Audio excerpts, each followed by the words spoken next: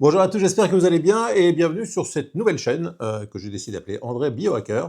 Je vous expliquerai un petit peu pourquoi ce titre et pourquoi cette chaîne, parce que il y a quelques semaines, quelques mois, j'ai décidé de perdre du poids, parce que j'avais un peu comment dire, une surcharge pondérale, et j'ai décidé de perdre du poids et j'ai perdu 15 kilos en 3 mois. Et pour perdre ce poids, j'ai fait plein de recherches, j'ai essayé de trouver plein de une façon de perdre du poids de façon on va dire, réfléchi pour perdre et puis essayer de ne pas récupérer, parce que finalement, c'est le plus gros problème quand on perd du poids, c'est pas tellement d'en perdre, c'est d'essayer de le perdre pour un certain temps et puis de ne pas le récupérer dès qu'on arrête le rééquilibrage alimentaire. Et donc, en faisant ce régime, j'ai eu pas mal de réactions de vous qui regardez ma chaîne Jardin, ma chaîne destinée au potager. Et comme j'ai eu pas mal de demandes de gens qui m'ont dit: «Est-ce que tu es malade? Est-ce qu'il y a un problème?» Je me suis dit que plutôt que de répondre simplement aux messages dans les commentaires, ça serait plus intéressant de faire une chaîne pour vous expliquer un petit peu tout ce que j'ai découvert pendant ces 3 mois de rééquilibrage alimentaire. J'aime pas dire régime parce que régime, c'est un côté un petit peu désagréable. Alors bon, c'est vrai qu'il y a eu un régime, hein, parce que c'est vrai que quand on dit qu'on peut maigrir sans faire aucun effort, bah, ça, j'y crois pas du tout. Et donc je voulais faire cette chaîne pour vous expliquer les différentes choses que j'ai découvertes et vous expliquer comment j'ai perdu ce poids. Alors, première chose, je ne suis pas médecin, je suis juste monsieur tout le monde qui s'intéresse à la nutrition, qui s'intéresse à un tas de choses et qui a essayé de réfléchir à... En fait, je me suis dit que si on veut que quelque chose fonctionne, il faut qu'on comprenne. Et je me suis dit que le corps, finalement, c'était un peu comme une voiture. Si on conduit une voiture et qu'on ne sait pas comment ça fonctionne, on peut avoir des problèmes. Puis dès qu'il arrive un problème, on ne sait pas trop quoi faire et on peut avoir des gros soucis. Alors que si on connaît un peu la mécanique, si on sait un peu comment fonctionne un véhicule, ben, on arrive à faire les choses pour que le véhicule tourne bien, pour qu'il dure longtemps et que tout se passe bien. Ben, c'est exactement la même chose que j'ai voulu appliquer à la nutrition. Je me suis dit plutôt que d'essayer d'appliquer bêtement un régime en disant je vais faire tel régime, tel ceci, cela, et puis ça a fonctionné, puis je ne sais pas trop pourquoi, mais je fais plus ou moins un peu bêtement ce qu'on me dit. Ben, je me suis dit, je vais essayer de comprendre comment fonctionne notre métabolisme, et puis si je comprends bien comment ça marche, ben, je pourrais prendre les bonnes mesures pour régler le problème. Alors, ce régime, on va dire régime, qui m'a permis de perdre 15 kilos en 3 mois, évidemment, vous allez me dire comment j'ai fait, parce que c'est une perte de poids assez rapide. Et il y a même des gens qui pensaient que j'étais malade, donc non, non, je ne suis pas malade. D'abord, pourquoi j'ai décidé de faire ce régime? J'ai fait des analyses sanguines. Après 50 ans, c'est bien de faire un petit bilan sanguin tous les ans, tous les 2 ans, de faire des petites analyses pour voir si tout va bien. Et comme j'en fais régulièrement, donc tous les ans environ, je fais un petit bilan sanguin, je voyais que les chiffres évoluaient, alors j'avais pas de vraiment d'alarme importante, j'avais pas de... Vous savez, en général, dans les analyses, les chiffres sont en gras quand il y a un problème. Donc j'avais quasiment rien, mais je voyais que la tendance, dégringolait doucement et que j'avais rien pour l'instant, mais que si je continuais comme ça, je pouvais, arriver vers des soucis. Et je me dis en général, quand on règle un problème une fois qu'il est arrivé, c'est beaucoup plus difficile à régler que quand on le règle en préventif, quand on prend des mesures avant que le problème soit vraiment important. Et donc j'ai décidé de perdre du poids. Alors comment j'ai fait? Alors je vous parlerai de tout ce qui est, triglycérides, insuline, parce qu'en fait le problème principal que j'avais, c'était que je voyais que j'allais vers, une augmentation des triglycérides. Alors je vous expliquerai le détail de tout ça dans d'autres vidéos, mais je voyais que j'avais ce qu'on appelle la résistance à l'insuline, c'est-à-dire que comme je consommais beaucoup de sucre, j'étais un peu accro au sucre, j'avais un problème de résistance à l'insuline qui se profilait. Et je me suis dit qu'avant que la résistance à l'insuline, voire le diabète arrive, il fallait mieux prendre des mesures avant. Et donc j'ai décidé de faire ce régime. Alors qu'est-ce que j'ai fait pour perdre ce poids? J'ai fait une méthode, plutôt que de faire simplement ce qu'on appelle les régimes hypocaloriques, c'est-à-dire réduire les calories, parce que, alors je sais qu'il y a beaucoup de gens qui vous disent, réduire les calories, c'est pas comme ça qu'on maigrit. Moi, je ne connais pas d'autres solutions pour... si vous êtes à découvert à la banque, c'est que par exemple, vous avez dépensé plus d'argent que ce que vous avez sur le compte. Et ben pour la prise de poids, c'est l'inverse. Quand vous avez trop de poids, c'est que vous avez consommé plus que ce que vous avez dépensé. Et donc, c'est ça la règle en fait, hein. Si on veut continuer à manger pareil, soit il faut faire beaucoup plus d'exercices, donc dépenser des calories, donc faire beaucoup de sport. Alors, je ne suis pas hyper sportif, soit il faut réduire la consommation. Il faut en fait, on a tous un métabolisme, ce qu'on appelle le métabolisme de base, on a un nombre de calories, alors ça dépend, ça varie entre les femmes et les hommes, mais on va dire entre 1800 et 3000 calories, hein, pour faire une fourchette assez large. Moi, je devais être à 2400-2500 calories par jour. Ça, c'est ce que je consomme quand je fais j'ai ce qu'on appelle une activité modérée. Donc, si je consomme 2500 calories par jour, bah, je suis en neutre, c'est-à-dire enfin, je consomme autant que ce que je dépense, donc je ne prends pas de poids, je n'en perds pas, je suis à l'équilibre. Et bah, si on veut perdre du poids, la règle, j'en connais pas d'autre, la règle c'est de dépenser plus que ce qu'on consomme. Donc je suis passé de 2500 calories par jour, même un peu plus, hein, parce que comme j'aimais beaucoup le sucre, j'étais dépassé souvent mes 2500 calories par jour de consommation. Je suis passé de ce 2005-2008 par jour à un peu moins de 2000, hein, autour de 1800 calories, donc une réduction calorique assez importante. Alors évidemment, je précise que ce que j'ai fait moi, c'est pas une règle de base, hein, il ne faut pas suivre mon exemple en disant il a fait ça, je vais faire pareil. Il est évident que dès qu'on veut perdre du poids, il faut d'abord consulter un médecin, c'est ce que j'ai fait d'ailleurs dès le départ, je voulais avoir des analyses pour avoir une base saine, et puis savoir comment ça allait évoluer, et puis faire un suivi régulier dès qu'on commence à commencer un régime particulier, il faut faire un suivi pour voir si tout va bien, si on a une alimentation équilibrée. Donc, le premier axe que j'ai décidé de faire, c'est de faire ce fameux régime hypocalorique, donc de réduire ma consommation de calories de façon assez importante, hein, puisque c'était 600-700 calories par jour en moins que ce que j'aurais dû manger. Donc ça, c'était le premier axe, le régime hypocalorique. La deuxième chose, j'ai décidé de faire un jeûne intermittent. Alors le jeûne intermittent, je vous ferai une vidéo totalement dédiée à ce principe qui est maintenant assez connu. Ça consiste à laisser son organisme récupérer d'un premier repas. C'est-à-dire qu'on a pris l'habitude de manger le matin, le midi, un petit goûter vers 4 heures, un gros dîner, petit truc, un petit carré de chocolat le soir. Bref, on a pris l'habitude de manger très très souvent. Et le fait de manger très très souvent, ça veut dire que notre foie, notre pancréas, enfin tous les organes concernés par la digestion sont en permanence sollicités, et donc on produit en permanence de l'insuline si on mange du sucre.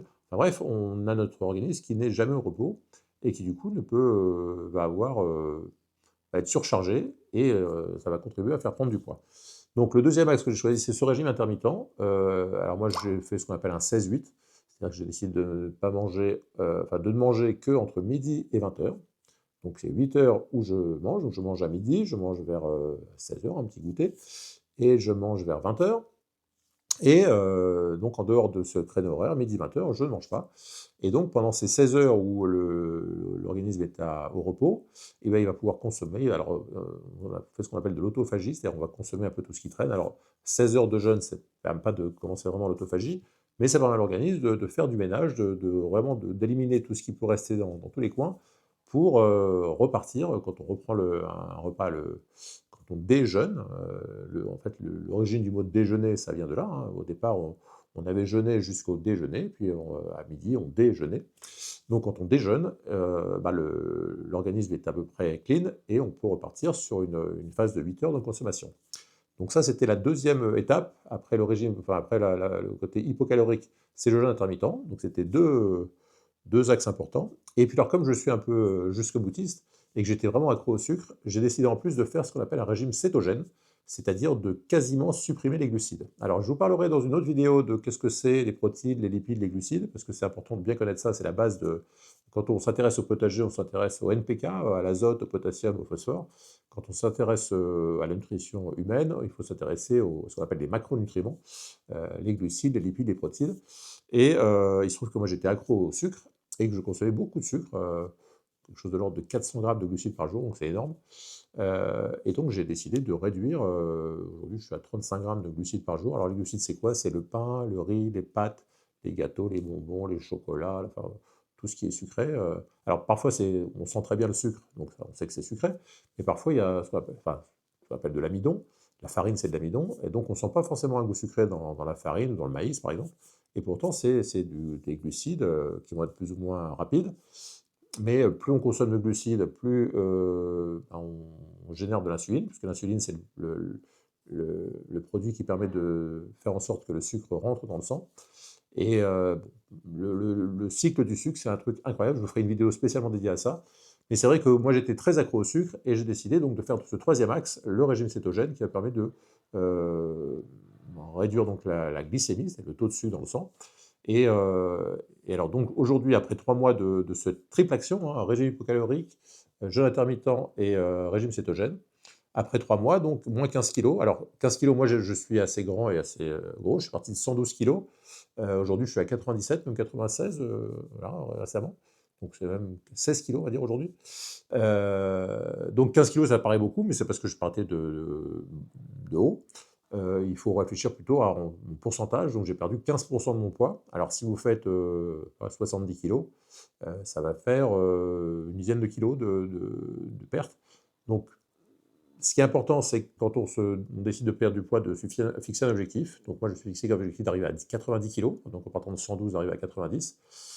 Pourquoi cet objectif? Parce que je sais que quand on fait un régime, on reprend toujours un peu de poids après, en phase de stabilisation. Une fois qu'on arrête la restriction importante, on a toujours une petite reprise qui est liée à ce qu'on appelle le glycogène, hein. C'est une partie des cellules qu'on stocke dans le foie et qui stockent de l'eau. Donc on a toujours une petite reprise qui est normale après un régime. Donc comme je veux finalement stabiliser à 95 kg, je me suis fixé comme objectif 90 kg. Voilà, donc je vous ferai plein de vidéos pour vous expliquer sur cette chaîne quelles sont les différentes solutions pour maigrir, quelles sont les recettes, parce que je me suis mis aussi à créer des recettes, parce que comme je devais consommer très peu de sucre, il a fallu que je fasse des gâteaux sans sucre, il a fallu que je fasse je trouve des plats, ah oui, très important aussi, en plus de la réduction de sucre. Pour suivre tout ça, parce que c'est très important de manger équilibré, j'ai noté dans une application, je vous en parlerai dans une autre vidéo là aussi, j'ai noté dans une application dédiée l'ensemble de ce que je consomme chaque jour. Et cette application permet de savoir exactement chaque jour ce que je consomme, comme protéines, glucides, lipides, ça c'est la base, mais tous les micronutriments aussi, le magnésium, le calcium, la vitamine B9, les oméga 3, enfin bref, tout ce que je consomme, je rentre le nom du produit, la quantité, et je sais que j'ai consommé par exemple 50 mg de magnésium parce que j'ai mangé un carré de chocolat. Enfin, l'application calcule automatiquement tout ça, et ça permet donc, en faisant ça, d'être sûr d'avoir un régime bien équilibré, parce que si on fait un régime comme ça au pifomètre en disant tiens, j'ai mangé un peu de ci, un peu de ça, on ne sait jamais trop ce qu'on consomme. Et surtout quand on veut faire un régime cétogène, on ne sait jamais, par exemple, je ne savais pas avant de commencer ce régime que si je mange 100 grammes de tomates, je mange 4 grammes de glucides. Bon, bah ça, l'application vous dit, attention, 100 grammes de tomates, c'est très bien, les tomates, c'est formidable, mais il y a quand même des glucides. Les carottes, il y a des glucides, les petits pois, il y a des glucides. Donc, on peut en manger, mais dans une quantité définie qui permet de rentrer ce qu'on appelle en cétose, c'est-à-dire de faire en sorte que l'organisme manquant de sucre, il va aller attaquer le gras pour le transformer en énergie. Et donc c'est pour ça qu'on perd du poids, parce que l'organisme n'ayant pas le sucre, comme on ne lui fournit pas le sucre qui permet d'avoir assez d'énergie, en fait c'est pour ça qu'on stocke du gras au départ. On stocke du gras pour avoir des réserves d'énergie. Et quand on fournit plus d'énergie directe via les glucides à l'organisme, il se met en cétose, va attaquer les réserves de gras pour les transformer en énergie, et donc on perd du poids, c'est formidable.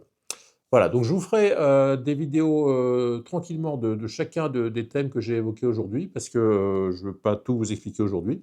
Mais le truc important de ce que je veux dire aujourd'hui, c'est que quand on veut perdre du poids, je pense que enfin, en tout cas, la meilleure solution pour moi, ça a été de bien comprendre le principe, bien comprendre comment ça fonctionne, et à partir de là, de faire l'essai. Alors, il y a d'autres solutions, hein. Il y a des gens qui ont des gros problèmes d'obésité qui passent par la chirurgie.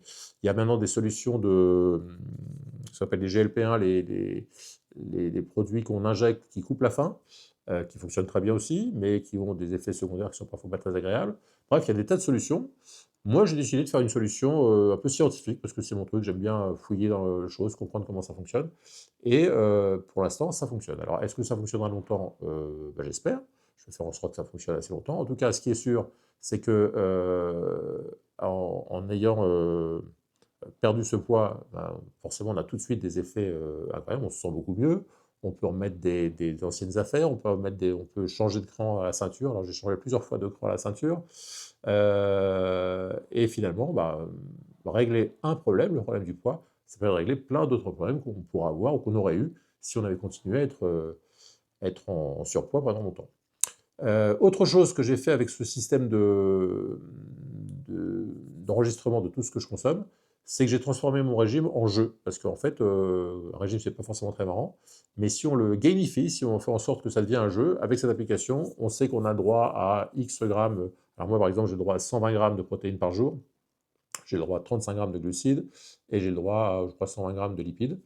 Et je dois essayer d'avoir chaque jour, dans mon application, le plus près possible des 100% de chacun des nutriments que je dois avoir. Donc l'idée, c'est, enfin, transformer ça en jeu, ça va être chaque jour de se dire, bon, alors où j'en suis, alors on commence un premier repas, donc le déjeuner, et puis on se dit, bon, alors là, je suis à tel niveau de ci, tel niveau de ça, je vais essayer dans le goûter, et puis dans le dîner, de redresser.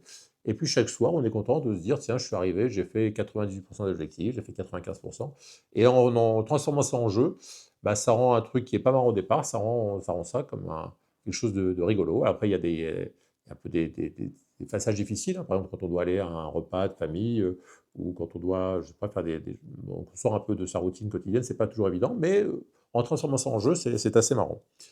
Donc voilà les différents. Je ne vais pas vous faire trop long sur cette première vidéo, mais voilà donc les différents axes. Donc si que je vous explique un peu en détail les différentes solutions, si je donne des recettes, bref, si je vous donne un peu tout ce que j'ai fait pour en arriver là. Alors encore une fois, je ne suis pas un exemple. Encore une fois, il est très important de passer par un médecin si vous décidez de perdre du poids.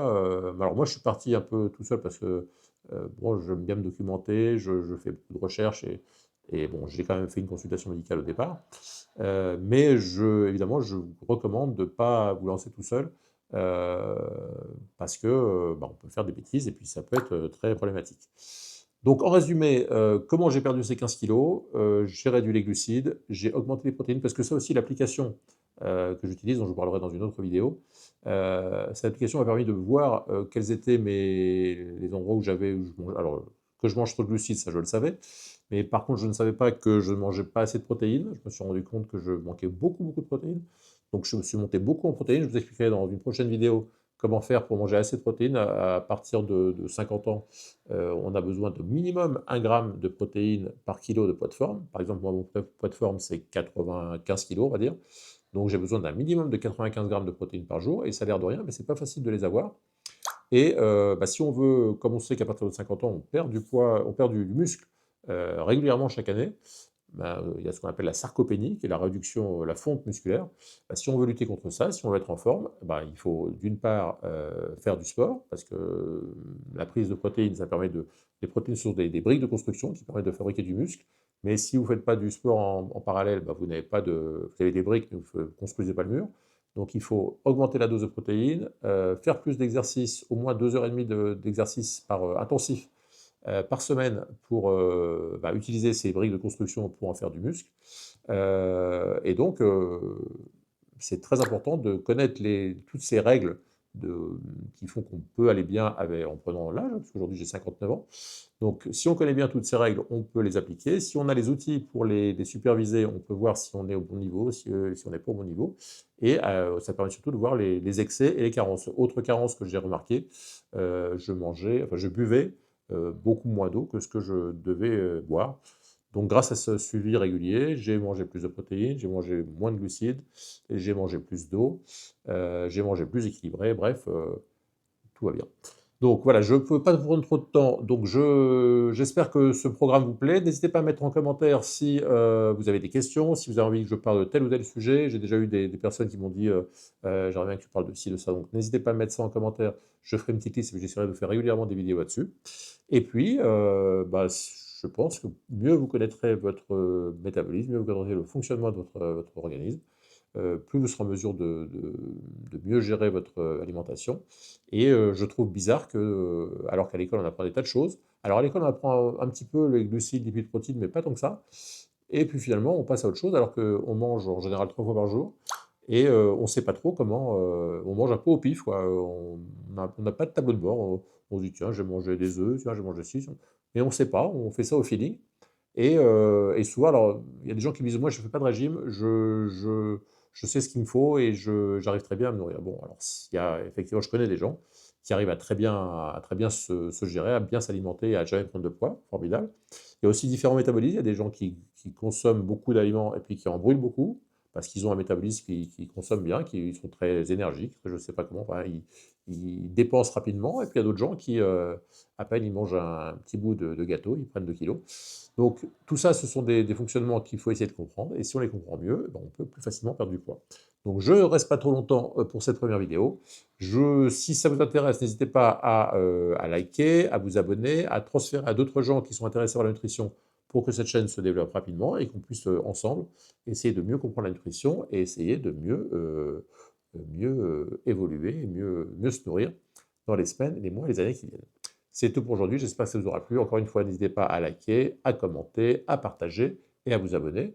Et on se retrouve très vite pour une première vidéo plus en détail sur les différentes parties dont je vous ai parlé aujourd'hui. À bientôt, bye bye.